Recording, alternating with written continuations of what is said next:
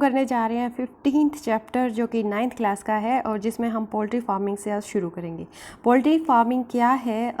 इसके under domestic fall जो पक्षी होते हैं उनको पालते हैं या तो एग प्रोडक्शन के लिए या फिर चिकन और मीट के लिए, ठीक है। Therefore improved poultry breeds are developed, इसलिए इम्प्रूव्ड पोल्ट्री ब्रीड्स को डेवलप किया गया है to produce layers for egg and broilers for meat. Layers वो होते हैं जिसमें पक्षियों को हम पालते हैं सिर्फ एग प्रोडक्शन के लिए, ठीक है।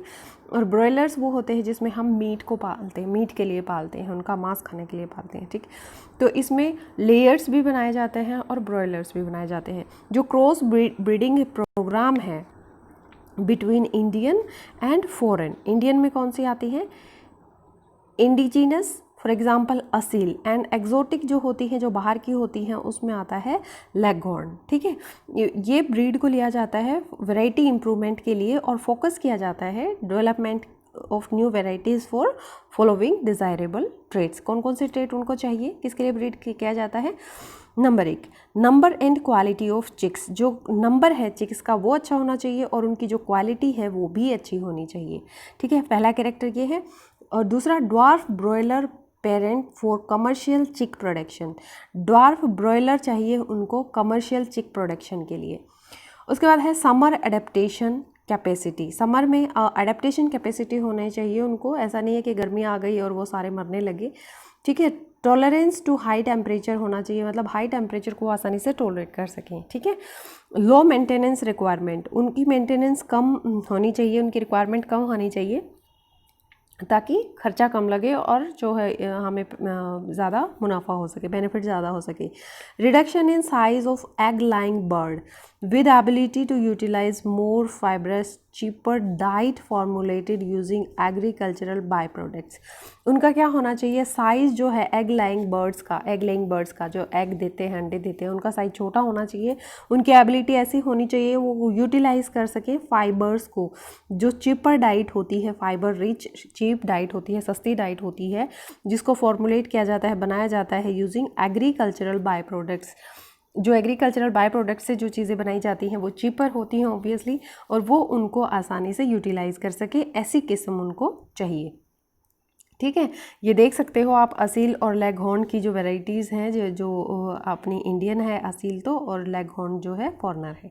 उसके बाद क्वेश्चन आता है, discuss the implications of following statement. Following statement की इम्प्लीकेशंस हैं उसको डिस्कस करना है। It is interesting to note that poultry is India's most efficient converter of low fiber food stuff, which is unfit for human consumption। देखिए जो food stuff human being नहीं consume कर सकते, नहीं खा सकते, तो उससे क्या होता है? एफिशिएंट कन्वर्टर है जो इंडिया की पोल्ट्री है, वो उसे एफिशिएंटली कन्वर्ट कर देती है। अगर ये चिकन्स इसको खाते हैं तो वो जो फूड स्टफ़ है जो बेकार है वो हमारा यूटिलाइज हो जाता है और हाईली न्यूट्रिशियस प्रोटीन फूड हमें मिल जाता है। इसको हमें डिस्कस करना है, ठीक है। तो आप आसानी से बता सकते हो कि इससे क्या क्या बेनिफिट होता है, किस किस तरह से हम इसे यूटिलाइज करते हैं। तो इसके बाद आता है जो एग और ब्रॉयलर प्रोडक्शन है, उसमें क्या है? Broiler chickens are fed with vitamin rich supplementary food for good growth rate and breed better feed efficiency. देखो जो जिसे हमें ब्रॉयलर चाहिए, जिसे हमें मीट चाहिए, हम उसे किस पे फीड कराते हैं? उस पर विटामिन रिच हमें फूड देना होता है, ठीक है, ताकि उनकी ग्रोथ जो है बेटर हो सके, एफिशिएंट हो सके। Care is taken to avoid mortality and to maintain feathering and carcass quality. उनका ध्यान रखा जाता है कि उनकी मोर्टेलिटी रेट है, जो उनका मरने का रेशो है, वो कम हो और मेंटेन की जा सके। उनकी फेदरिंग, जो उनके पंख आते हैं, उनको भी मेंटेनेंस चाहिए। और उनकी जो कार्कस क्वालिटी है, कार्कस एक्चुअली शव को कहते हैं, तो ऐसी क्वालिटी उनकी नहीं बनानी है कि वो बिल्कुल जल्दी जल्दी मरते ही जाएं, ठीक है, या फिर बहुत फूल के मोटे ताजे बहुत ज़्यादा पंख दें, इस तरह से नहीं चाहिए। उनको चाहिए सिर्फ चिकन चाहिए, उससे ब्रॉयलर में चिकन चाहिए होता है और उसे विटामिन रिच हम डाइट देते हैं। They are produced as boilers and send to market for meat purpose. उनको ब्रॉयलर की तरह ही प्रोड्यूस किया जाता है और उन्हें मार्केट में मीट के लिए दिया जाता है।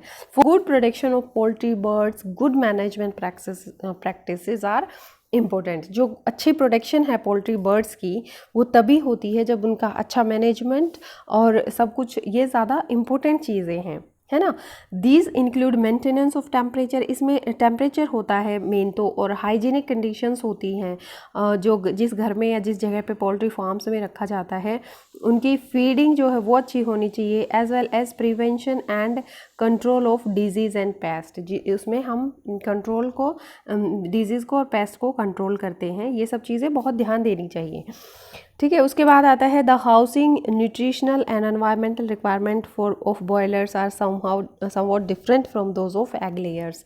जो हम एग लेयर्स रखते हैं, जो अंडे देने के लिए पक्षियों को रखते हैं, उनसे जो इनकी कंडीशंस हैं, जो न्यूट्रिशन की रिक्वायरमेंट है, जो जिस जगह पे इनको रखा जाता है वो वाली चीज़ें, वो सब डिफरेंट होती हैं एग लेयर से। उसके बाद कहते हैं कि the ratio,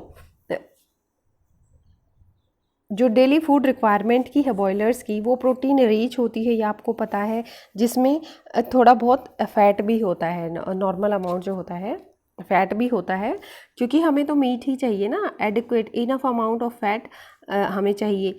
the level of vitamin A and के, अब जो हमने ये तो बता दिया था कि जो एग प्रोड्यूसर्स होते हैं और जो बॉयलर्स होते हैं उनको क्या क्या डाइट का डिफरेंस है। एक तो ये कि विटामिन रिच, लेकिन कौन सा विटामिन देना चाहिए उसे, तो उसके लिए हमारा आता है ए और के विटामिन, ठीक है। हाई क्वालिटी, हाई रखना चाहिए पोल्ट्री फीड्स को, जिनसे हमें मीट चाहिए।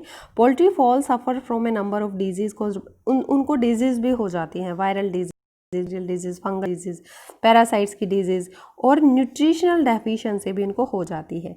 तो ये जो necessitate proper cleaning, sanitation and spraying of disinfectant at regular intervals, तो ये जो होती हैं इनको किस तरह से कम किया जा सकता है। बहुत ज़रूरी है कि उनकी क्लीनिंग हो, उनकी सैनिटेशन हो, ठीक है। डिसइंफेक्टेंट होते हैं जो डिसइंफेक्शन करते हैं, मतलब जो इन्फेक्शन हो जाए उसको ख़त्म करते हैं, ऐसे स्प्रे करने चाहिए रेगुलर इंटरवल पे। अप्रोप्रिएट वैक्सीनेशन होनी चाहिए उनकी, ठीक है, उनको वैक्सीन दिए जाने चाहिए। इससे क्या होता है, प्रिवेंट होते हैं, जो इन्फेक्शंस हैं, डिजीज़ हैं, वो दूर रहती हैं, रिड्यूस करते हैं लॉस ऑफ पोल्ट्री का, जो हमारी पोल्ट्री है उसमें कोई लॉस नहीं हो, ठीक है। उससे आउटब्रेक ऑफ डिजीज़, और जो खतरा होता है डिजीज़ का वो नहीं होता। क्वेश्चन आता है what management practices are common in dairy and poultry farming, क्या प्रैक्टिस होनी चाहिए। वैक्सीनेशन का आपको पता है, पशु जब हम पालते हैं तो उसमें भी वैक्सीनेशन हम यूज़ करते हैं, और जो हमारा पोल्ट्री फार्मिंग है उसमें मैनेजमेंट क्या होना चाहिए, अच्छी वेंटिलेशन होनी चाहिए, और उनका मैंने बताया था स्लैंटिंग ऐसे पोजीशन होनी चाहिए जहाँ पे पशु पाले जाते हैं, ताकि उनका यूरिन जो है इकट्ठा ना हो। इन्हीं में भी प्रॉपर सैनिटेशन, क्लीनिंग फैसिलिटीज़ होनी चाहिए, और इनको डाइट देनी चाहिए अकॉर्डिंग टू हमारी नीड जो होती है, जैसे हमें एग चाहिए या उससे मीट चाहिए, क्या चाहिए। तो और जो वो एनिमल्स होते हैं उनकी भी एक प्रॉपर, एक जैसे जो सर्वाइवल के लिए चाहिए वो अलग होता है, जैसे हमें मिल्क लैक्टेशन पीरियड बढ़ाने के लिए अलग डाइट होती है। तो ये मैनेजमेंट प्रैक्टिसेस हैं जो इस्तेमाल करते हैं farmers. What are the difference between boilers and layers in their and in their management? हमने बॉयलर्स का पढ़ा है कि हमें उन्हें विटामिन रिच डाइट देते हैं। विटामिन ए और के की जो क्वालिटी है वो मतलब ज़्यादा रखनी होती है, और लेयर्स का हम अभी पढ़ेंगे कि उसमें एग प्रोडक्शन के लिए हम जो डाइट देते हैं वो अलग होती है, ठीक है। उसमें ज़्यादा विटामिन का ध्यान नहीं रखा जाता।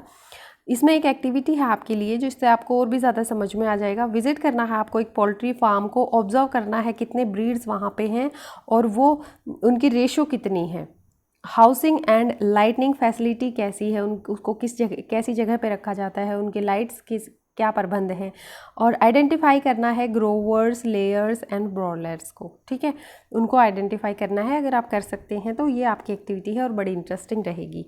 उसके बाद आता है fish production. Fish is a cheap source of animal protein. Protein मिलता है हमें फिश से बहुत ज़्यादा, और चीप सोर्स है ये, हमारे खाने में बहुत ज़्यादा प्रोटीन देती हैं फिशेस। फिश प्रोडक्शन इंक्लूड करता है finned true fish as well as shell fish such as prawns and molluscs, ठीक है। फिन्ड फिश भी इंक्लूड होती है उसमें, और शेल फिश जैसे प्रॉन्स होते हैं, मोलस्का होते हैं, वो भी आते हैं। दो तरीके होते हैं फ़िश को ऑब्टेन करने के। एक तो होता है नेचुरल रिसोर्स, ठीक है, जो हम नेचर से, जैसे बहती हुई नदियों से हम ले सकते हैं फिशेस, और जिसको कैप्चर फिशिंग बोलते हैं। हम पालते नहीं हैं एक्चुअली उन्हें, लेकिन उनको कैप्चर कर लेते हैं, समुंदर से कैप्चर कर लेते हैं। एक तरीका होता है फ़िश फार्मिंग का, जिसमें हम पालते हैं उनको और अपने पर्पज़ के लिए रखते हैं, which is called culture fishery, जिसको कल्चर फिशरी भी कहते हैं। ठीक है। Water resource of fish can be either sea water and fresh water. ये डिपेंड करता है कि अगर हम समुंदर से लेते हैं या फिर फ्रेश वाटर में उन्हें रखना चाहते हैं तो हमें रेगुलर इंटरवल पर उस पानी को चेंज करना पड़ेगा।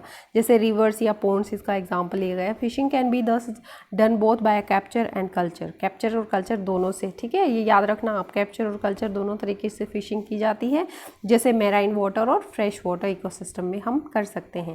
मैराइन फिशरीज़ में क्या होता है, इंडिया में जो मैराइन फिशरी रिसोर्सेज हैं उसमें 7500 किलोमीटर कोस्ट लाइन आता है। ठीक है। जो कॉस्ट ऑफ द शेप जो होती है कोस्ट की, उसको कोस्ट लाइन बोलते हैं। जो समुद्र का किनारा होता है उसको बोलते हैं। फ़िश का एक्चुअली में डेफिनेशन क्या दोगे आप, उसमें जो पहले बताया था कि फिशरीज़ में दो तरह की फ़िश आती हैं, ट्रू फिश और शेल फिश आती हैं। तो फ़िश को डिफाइन करने का एक तरीका है कि एनिमल जिसकी बैकबोन होती है और जिसमें गिल्स होती हैं थ्रू आउट लाइफ। ऐसा नहीं है कि वो कभी पानी से बाहर आ गए और उनके गिल्स की जगह पे लंग्स हो गई। ठीक है। तो ऐसे एनिमल्स जिनकी बैकबोन होती है, जिनमें गिल्स होती हैं लाइफ टाइम के लिए, और ऐसे एनिमल्स को क्या कहते हैं, फ़िश कहते हैं।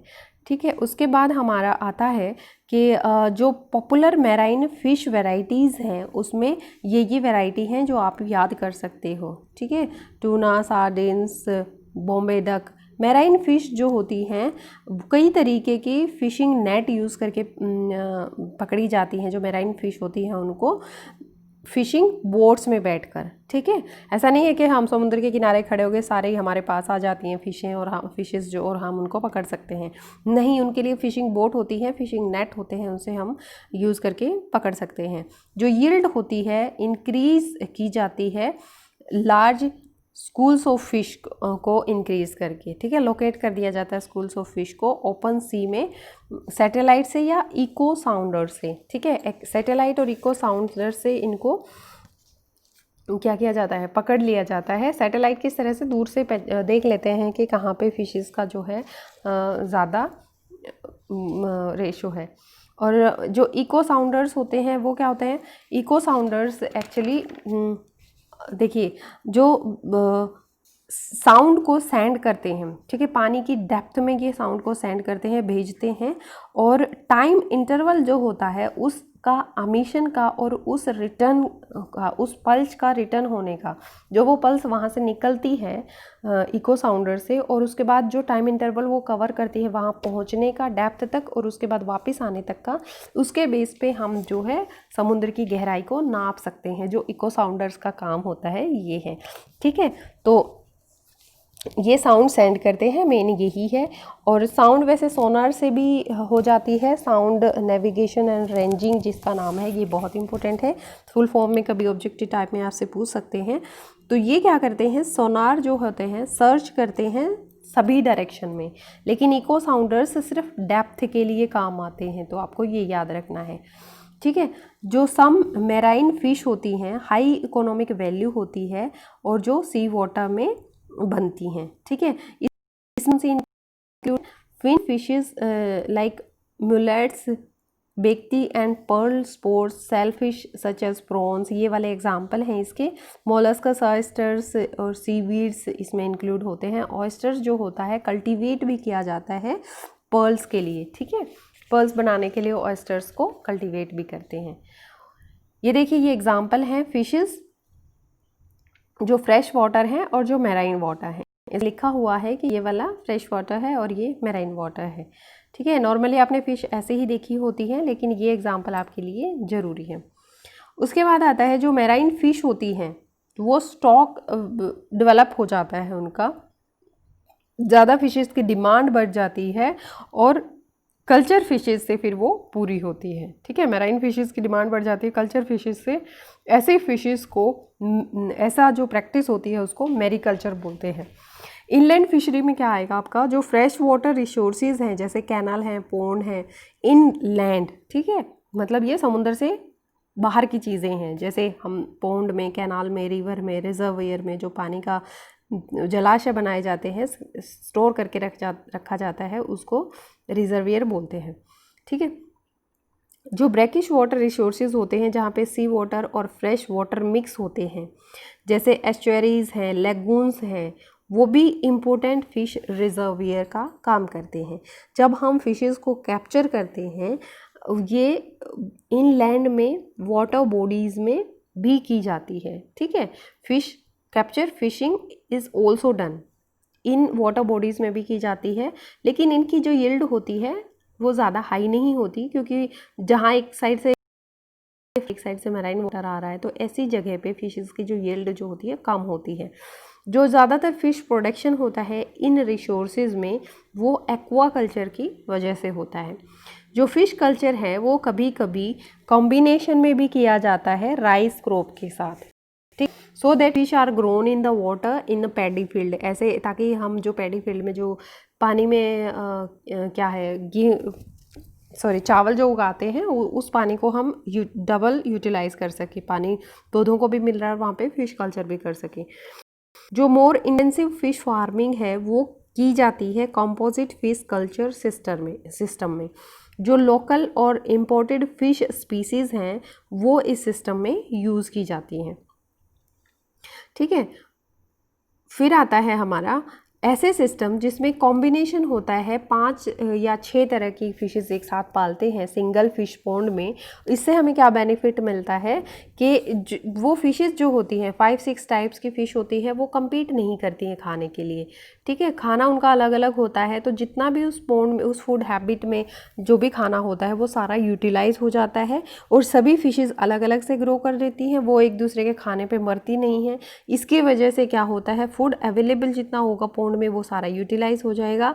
जैसे कैटलास जो होती है सरफेस पे फीड करती है, रोहू फिश जो होती है वो मिडल जोन में फिश फीड करती है। उसके बाद मैरीगल्स जो होती हैं वो, और जो कॉमन कार्प होती है वो बॉटम में फीड करती हैं। ग्रास कार्प जो होती है वो वीड्स पे फीड करती है, और इस तरह से ये सारी स्पीसीज अपना अपना खाना ढूंढ लेती हैं। Can use all the food, इस तरह से जो पानी में, जो फूड पॉन्ड में, उसमें जितना भी खाना था वो सारा यूटिलाइज हो गया, कंपटीशन भी नहीं हुआ। इसकी वजह से जो फिश होती है उनकी पैदावार ज़्यादा होती है। एक प्रॉब्लम होती है ऐसे जो कंपोजिट फिश कल्चर होता है, उसमें एक प्रॉब्लम होती है कि ये सभी फिशेस का ब्रीडिंग सीजन जो होता है मतलब मानसून होता है, सभी मानसून में ही ब्रीड करती है। Even if fish seed is collected from the wild, it can be mixed with that of the other species as well. अगर हम किसी को वाइल्ड फिश को अगर कलेक्ट करते हैं और उसको हम ऐसे पॉन्ड में करते हैं, तो वो भी सेम ही सीजन में ग्रो करेगी। जो मेजर प्रॉब्लम है ऐसी फिश फार्मिंग में, वो गुड क्वालिटी सीड नहीं मिलता इस तरह से। ठीक है। तो इस प्रॉब्लम को ओवरकम करने के लिए कई तरीके बनाए गए हैं, काम किया गया है, ताकि ऐसी जो फिशेस हैं जो पॉन्ड में हार्मोनल स्टिमुलेशन करके मतलब हार्मोनल स्टिमुलेशन करके उनको ब्रीड करवाया जाता है, ताकि जो अच्छी क्वालिटी की जो फ़िश हैं वो मिल सके। तो ये इंश्योर करता है कि जो प्योर फिश है वो डिज़ायर क्वालिटी का होना चाहिए, जैसी कि क्वालिटी चाहिए सामने वाले को। उसके बाद आता है कि किस तरह से फ़िश को ऑब्टेन किया जाता है। ठीक है। किस तरह से फ़िशेस बनाई जाती हैं, मतलब पाली जाती हैं, और एडवांटेजेस क्या हैं फ़िश कल्चर के। एडवांटेजेस मैंने बता दिए पहले कि जो कंपोजिट फ़िश कल्चर होता है उसमें 5-6 तरह की फ़िशेस होती हैं, और सबका खाना अलग अलग होता है। कोई डेप्थ में खाता है, कोई अपर लेयर में खाता है, तो जितना भी पॉन्ड में खाना पड़ा होता है वो सारा यूटिलाइज हो जाता है और ज़्यादा। लेकिन नुकसान ये है कि हमें जितनी क्वालिटी की, जैसे क्वालिटी की फ़िशेस चाहिए वो हमें नहीं मिलती। तो यहाँ पे एक एक्टिविटी है, आपको एक फ़िश फॉर्म में विज़िट करना है फ़िश ब्रीड सीज़न में, और फॉलोइंग जो चीज़ें यहाँ पे बताई गई है वो आपने नोट करनी है। एक तो वैरायटी कौन सी है उस पॉन्ड में फ़िशेस की, पॉन्ड का टाइप कैसा है। ठीक है। Fish ingredients being used in the farm, जो इंग्रेडिएंट्स यूज़ किए जाते हैं जो फीडिंग के लिए, वो क्या है, क्या क्या दे रहे हैं उनको खाने में, और आपने फाइंड आउट करना है कि प्रोडक्शन कैपेसिटी क्या है फार्म की, कितनी वो प्रोड्यूस कर रहा है फिशेस को। तो आपने क्या क्या नोट करना है, एक तो वैरायटी, जो फिश पॉन्ड में जितनी वैरायटी है फिशेस की वो एक देखना है, पॉन्ड किस तरह का है, फीड इंग्रेडिएंट्स क्या क्या है, खाने में क्या दे रहे हैं, और उसकी प्रोडक्शन कितनी है उस पॉन्ड की। ठीक है, उसके बाद आता है बी कीपिंग, ये हम अलग से वीडियो में कर लेंगे, बहुत ज़्यादा लंबी हो जाएगी, चाहते हुए भी मैं इसे कम नहीं कर पाई, पर कोई बात नहीं, आपने क्योंकि एक बार रीडिंग करनी है तो आपके लिए ये अच्छा है, कुछ सुने हुए बातें ही आप आंसर में लिख सकते हैं, आपके जो अटैम्प्ट हैं वो ज़्यादा हो जाएंगे। Thank you for watching life science cafe. पढ़ते रहिए, आगे बढ़ते रहिए, घर पे रहिए, सेफ रहिए, और मेहनत करिए बहुत जी भर के। ठीक है, थैंक यू वंस अगेन।